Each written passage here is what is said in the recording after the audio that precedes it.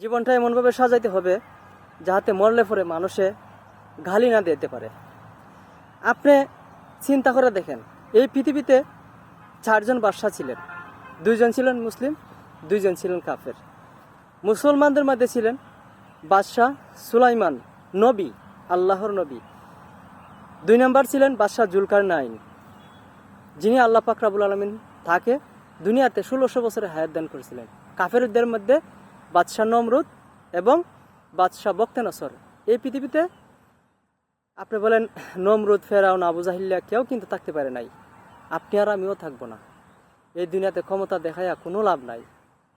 আপনি নিজেকে নিজে ছোট মনে করেন, আপনাকে সবাই বড় মনে করবে। আপনি সবাইকে ভালোবাসবেন, আমরা সবাইকে ভালোবাসবো।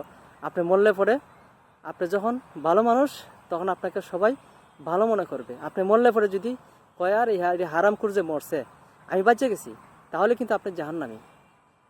আপনি যদি একটা গাছের ছায়া বসেন, এই গাছও আপনাকে ঘৃণা করবে। আল্লাহকে বলবে, আল্লাহ এই জালিমটারে কেন আমার ছায়ার তলে বসাইছো? আল্লাহ আমার ছায়ার তলে এমন একটি জান্নাতি বান্দা বসাইতে পারো না, যার কারণে আমি নিজেকে গর্বিত মনে করব। তো গাছে, মাছে, আখেরাতে সবাই কিন্তু আপনাকে হারাম করে ঘৃণা করে। আমরা হালাল পথে চলার চেষ্টা করব, আর মুসলমানের বন্ধু হয়ে যাব। ধন্যবাদ, সবাইকে ভালো থাকবেন।